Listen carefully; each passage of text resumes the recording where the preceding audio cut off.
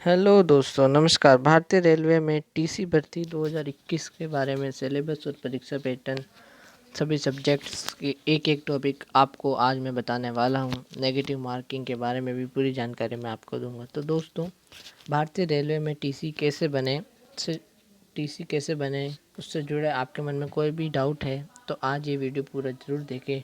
अगर आपने ये वीडियो पूरी देख ली तो आपके मन में कोई भी डाउट नहीं रहेगा।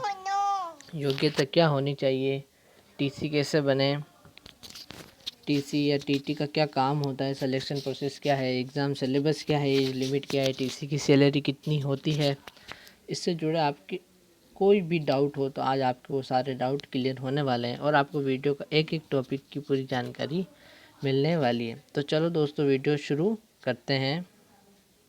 और आप उससे पहले चैनल को सब्सक्राइब ज़रूर कीजिए, क्योंकि आपके ही सपोर्ट से हमें आगे बढ़ना है इसी तरह से। और वीडियो को लाइक ज़रूर कीजिए, क्योंकि आपका एक लाइक देखे हमें मोटिवेशन मिलता है इस प्रकार की वीडियो बनाने का। तो चलिए शुरू करते हैं। टिकट कलेक्टर कैसे बने? तो भारतीय रेल नेटवर्क विश्व का चौथे नंबर का, कौन से नंबर का? चौथा सबसे बड़ा रेल नेटवर्क है। और इसी वजह से ये रेल नेटवर्क विश्व का 8वां सबसे ज़्यादा रोजगार देने वाला कार्यदाता कहलाता है। तो आपके तो 2 क्वेश्चन यहीं से ही क्लियर हो गए। इतनी बड़ी कार्य प्रणाली का सुव्यवस्थित संचालन करने के लिए रेलवे बोर्ड ने 4 समूह निर्धारित किए हैं, जिसके अंतर्गत बहुत सारे अलग अलग पद सम्मिलित किए गए हैं। इन्हीं समूह में से एक सी समूह के अंतर्गत टिकट कलेक्टर के पद पे भी निहित है। टिकट कलेक्टर टीसी को टीटीई ट्रैवलिंग टिकट एग्जामिनर भी कहा जाता है। रेलवे में टिकट कलेक्टर या टीटीई की परीक्षा का आयोजन रेलवे बोर्ड आरआरबी कहलाता है। आरआरबी की फुल फॉर्म होती है रेलवे रिक्रूटमेंट बोर्ड है। ये देश की कई अलग अलग स्थानों से कराई जाती है, जैसे RRB Bengaluru, RRB Chennai, RRB Allahabad और आरआरबी पटना। देश के अलग अलग जगहों से ये परीक्षाएं संपन्न होती है। अगर आप भी इस परीक्षा में सम्मिलित होना चाहते हैं तो पद को लेकर क्या कन्फ्यूज़न रहते हैं लोगों का माइंड में, वही पद को लेकर बहुत सारे कन्फ्यूज़न रहते हैं। तो वो उन कन्फ्यूज़न को भी आज हम दूर कर देते हैं।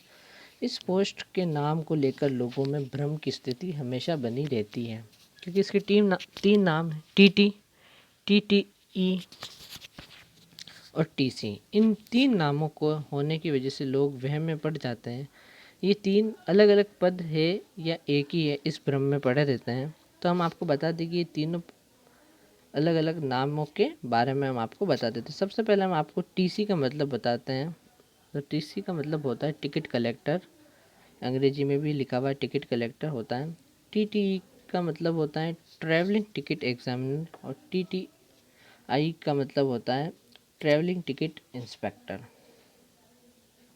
योग्यता क्या मांगी गई है इसमें? तो योग्यता बहुत कम मांगते हैं इसमें, केवल आप 18 से 30 वर्ष के मध्य होना आवश्यक है। आरक्षित श्रेणियों के अभ्यर्थियों को नियम अनुसार छूट प्रदान की जाएगी, यानी अगर आप ओबीसी एससी एसटी में से आते हैं तो आपको छूट दी जाएगी। अभ्यर्थी जो भी है मतलब उसका भारतीय नागरिक होना आवश्यक है। अभ्यर्थी को 12वीं की परीक्षा में कम से कम 50 अंकों के साथ उत्तीर्ण होना चाहिए। डिप्लोमा और डिग्री होल्डर भी इस नौकरी के लिए आवेदन कर सकते हैं। तो रेलवे में टिकट कलेक्टर बनने के लिए परीक्षा के प्रकार, जी हाँ, इसमें पहले लिखित परीक्षा होती है, इंटरव्यू दे दिया गया है, पर पहले लिखित परीक्षा होती है, लिखित एग्जामिनेशन। लिखित परीक्षा का आयोजन सभी रेलवे बोर्ड के केंद्रों में एक साथ होता है। इसे ऑनलाइन किया गया है। आप ऑनलाइन भी इस परीक्षा में सम्मिलित हो सकते हैं। इस परीक्षा में लगभग 110 4 विकल्प वाले प्रश्न पूछे जाते हैं, जिनमें से आपको एक विकल्प को चुनना जरूरी होता है और वह सही होना चाहिए। इस ऑनलाइन परीक्षा में कई तरह के विषयों से संबंधित सवाल पूछे जा सकते हैं। उसमें general knowledge, general science and maths के मुताबिक सवाल पूछे जाते हैं। हम आपको सिलेबस अभी पूरा बताएंगे। फिर उसके बाद जो इसमें उत्तीर्ण हो जाता है उसका होता है इंटरव्यू।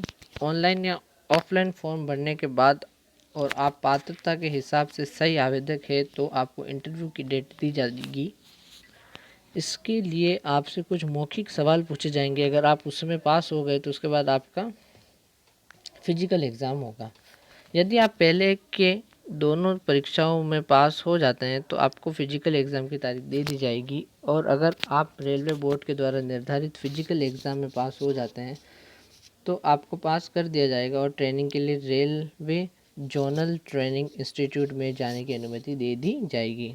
अगर आप तीनों परीक्षा में उत्तीर्ण हो गए तो आपकी पोस्टिंग कभी भी हो सकती है। अब आपका पाठ्यक्रम यानी सिलेबस परीक्षा में इन विषयों में समायोजन आता है। सामान्य जागरूकता से 25% पूछे जाते हैं, 25 अंक के। सामान्य बुद्धि से 5% पूछे जाते हैं, 5 अंक के।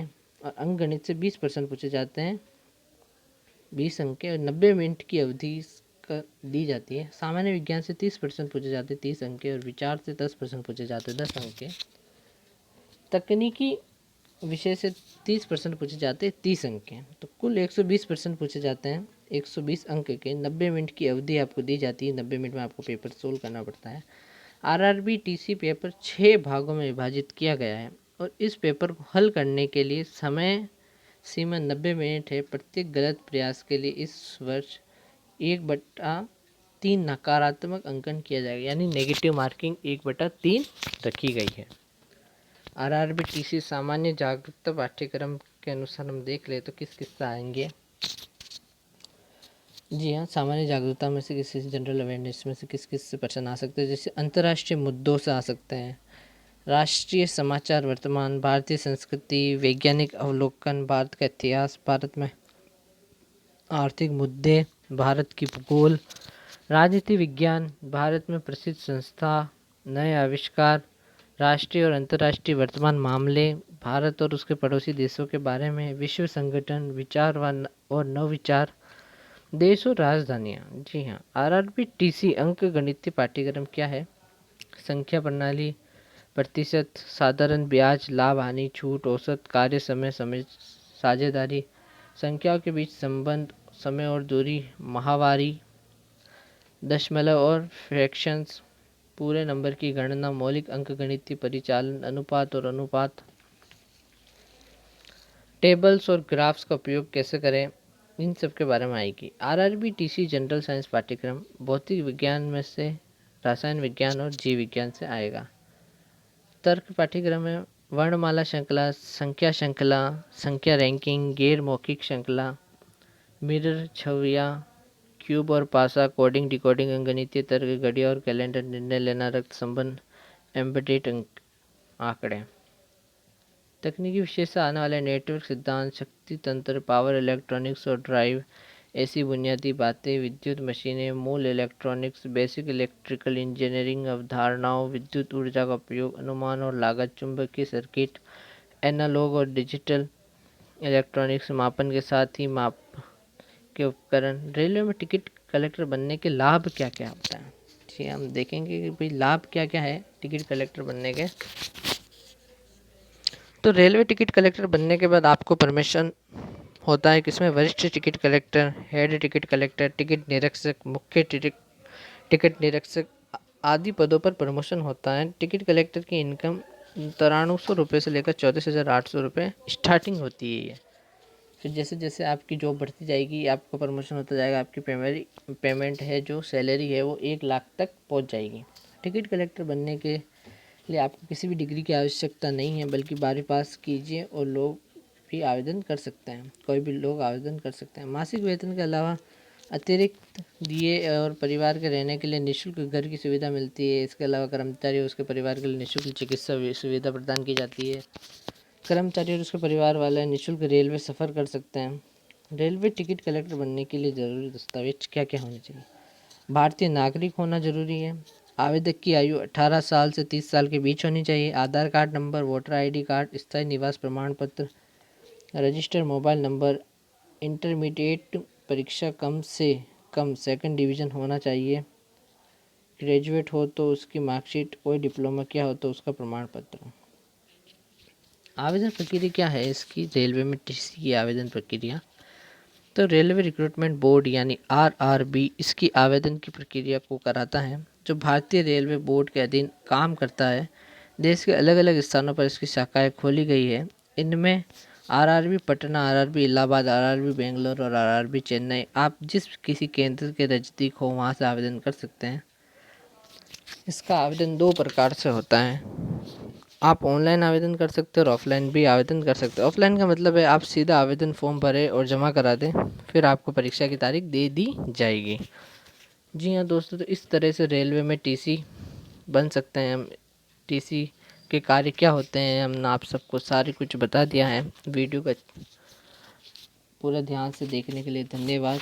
जी हाँ दोस्तों, अगर वीडियो अच्छी लगे तो लाइक ज़रूर कीजिएगा और हमारे चैनल को सब्सक्राइब करना ना भूलें, क्योंकि रोज़ हम आपके लिए इस प्रकार की लेटेस्ट खबरें लेकर आते हैं। जी, लेटेस्ट वैकेंसी के बारे में बताते हैं। अगर दोस्तों आपको हमारे व्हाट्सएप ग्रुप में शामिल होना है तो कमेंट में अपना व्हाट्सएप नंबर ज़रूर छोड़ दीजिएगा, जिससे हम आपको हमारे व्हाट्सएप ग्रुप में शामिल कर देंगे, जिससे कोई भी नोटिफिकेशन आएगी तो सबसे पहले वो आपके पास पहुंचा दी जाएगी। धन्यवाद दोस्तों, चैनल को सब्सक्राइब करना ना भूलें। धन्यवाद।